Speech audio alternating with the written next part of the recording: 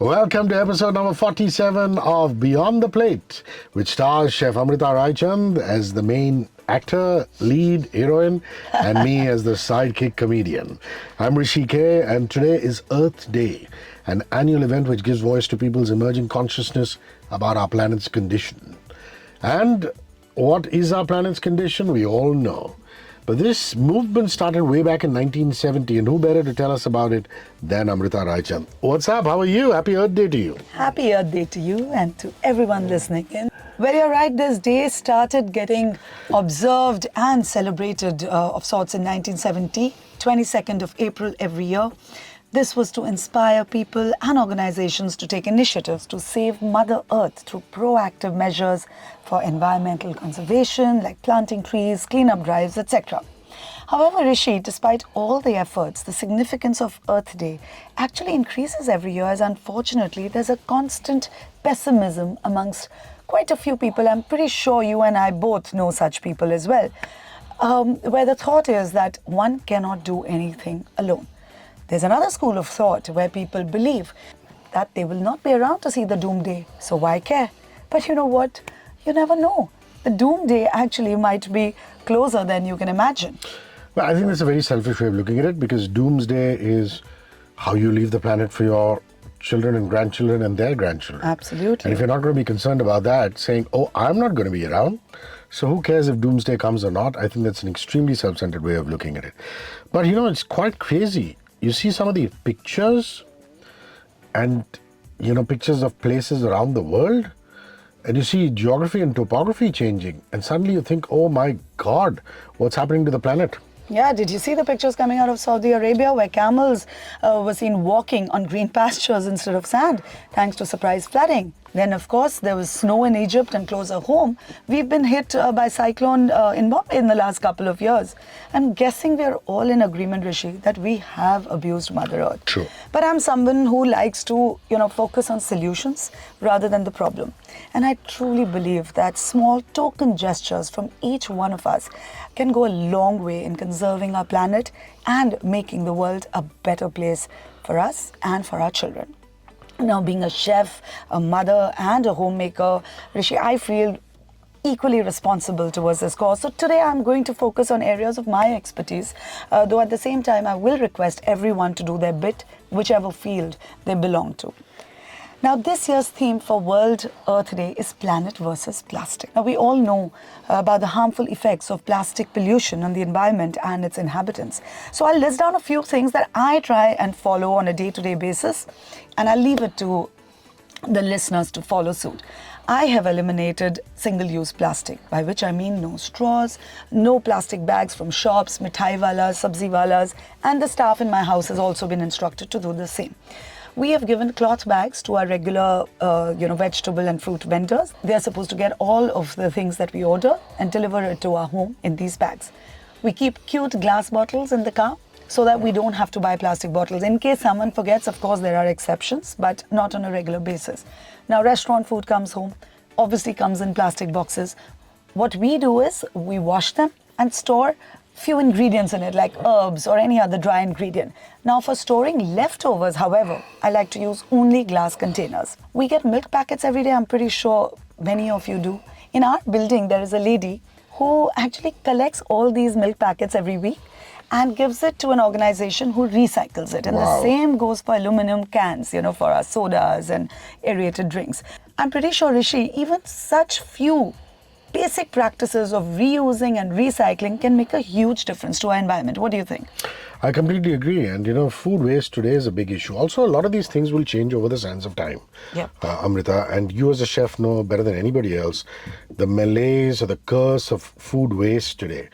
I mean, I love the fact that in between I found out that restaurants, their surplus food, they were putting them in refrigerators in certain colonies and areas and just feeding the poor. Yes. It's unbelievable. Amazing. The amount of waste that comes out of restaurants. But however, food waste is something that scientists and lots of agencies, research agencies say will go down by 2045. Does that mean we're going to be producing less food? No. what the scientists and various agencies are saying that by 2045, we will be producing 40% of less food than what we are right now. Also, our population is going to increase and will probably be around 9.3 billion. And agricultural soil will be depleted heavily across the world, which means that the need of awareness of not to indulge in food wastage is of paramount importance today.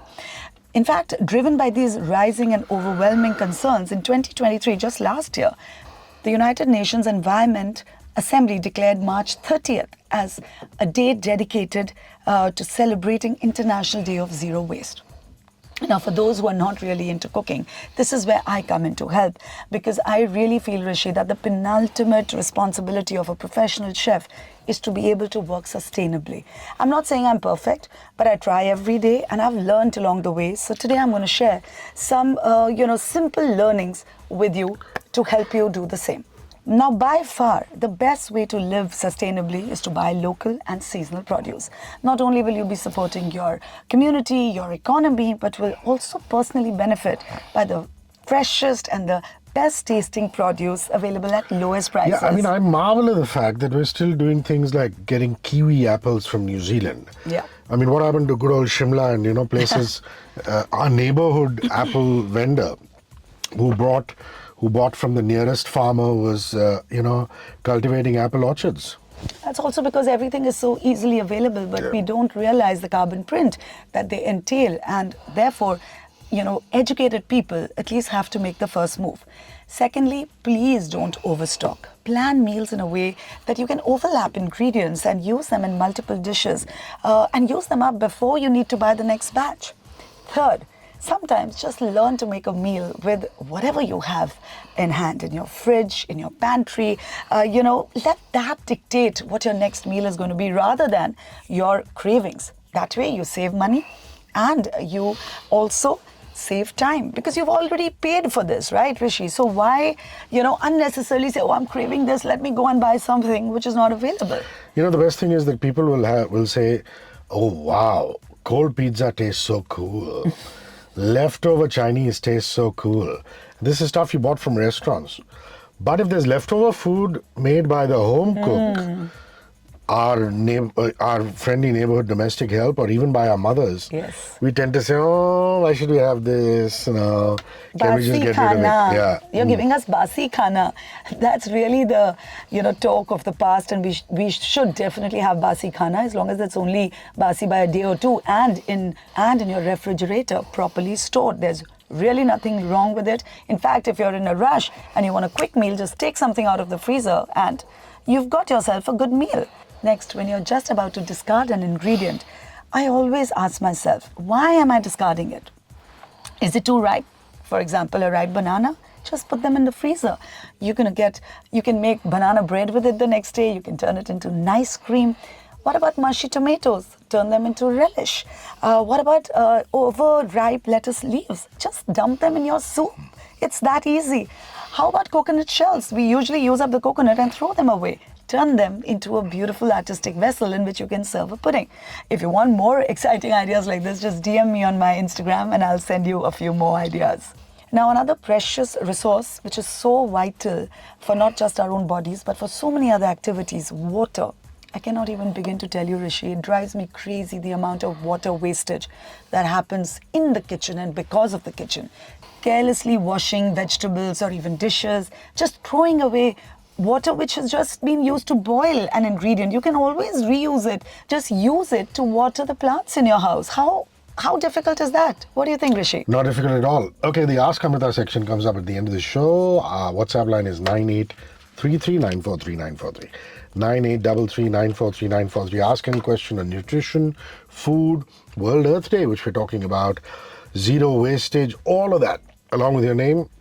And your question will definitely be taken up and answered at the end of the show.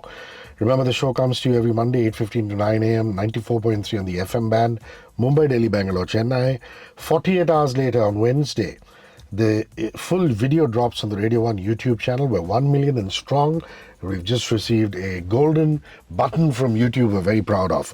And of course, If you're looking for the recipe of the day, it's shot very attractively in Amrita's studio kitchen, and it's available on Instagram at Amrita Raichand at 94.3 Radio 1 India. Zero waste cooking. What really is that, and why is that the need of the hour, Amrita?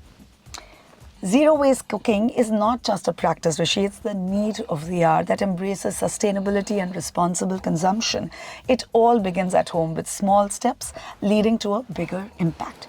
Now, the recipe of the week is also actually based on the exact same concept. Utilizing ingredients for all their parts, even to the bitter end, is another great way to ensure that you have minimal waste in your kitchen. We need to embed these terms like root to stem, nose to tail, by exploring all the overused parts of fruits, vegetables, like, peels, the tops, the stems. Even with meat or fish, why do we discard bones, tails? They all can be used to make up a great stock. So in today's recipe, I'm going to show you how to make pesto with cauliflower leaves. Have you ever eaten anything with cauliflower leaves? I mean, I have, but vegetables. I've had cauliflower vegetables. Cauliflower vegetable, you've eaten cauliflower. But the bunch of leaf that it is hidden in. I'm talking about those leaves. No, never, ever. It doesn't even come to your home and most homes, Rishi, because somehow the sabziwala will just throw it away thinking that it is useless. But it is full of antioxidants, full of iron. I have no idea why we throw it away. So what we're going to use it, today we're going to use these leaves. To use them, first you need to thoroughly wash them. Then we need to saute them in a bit of oil to make it soft. Then once it's cooled, we blend it in with some walnuts, ideally toasted, some Parmesan cheese, some olive oil. We are making pesto. So that's what we're going to add. You can add for flavorings, you can add some lemon zest, some jalapenos, and you just give it a nice whisk, and you have the most flavorful, delicious pesto. Now with this, I have made cauliflower pesto, which is a beautiful dish, and served it with herbed rice. But for this recipe, I will urge everyone to head to my YouTube channel and see, because it's a long recipe. You won't even understand if I just tell you. I mean, it's just long to say, but to make, it's a really, really quick. So please check it out. Ask Amrita, this section comes on, and it's really aligned with our World Earth Day special. This is Sakshi. Amrita, how do you suggest using infused oils or vinegars to enhance the flavor of salad dressings or marinades? Very rightly said, Rishi. It is very aligned. The question is very aligned with our topic today. We get so many herbs, but they wilt, and we have a tendency of throwing them away. Herbs like rosemary, thyme, parsley, basil. Just allow them to dry in the sun, or if you have an oven, dry them on very, very low heat. Then you add these to the oils or the vinegars and just bottle them up. Now, when you use the same oil or vinegar in your salad dressing, you obviously mix it with a nice thickening agent and other flavorings. You have a beautifully infused, condiment, so to speak, and you have avoided the waste. How cool is that? Well done. Sakshi, I bet you're very happy with that particular answer. We're going to see you next week on Beyond the Plate for more action. Please give us a lot of love on social media. Remember, Amrita's YouTube channel is Chef and Beyond. Please subscribe. We're at 94.3 Radio 1 India. Until next week, it's take care of yourself and happy Earth Day. To you too, Amrita. Bye-bye. To you too, Rishi. Bye-bye. 94.3 Radio 1.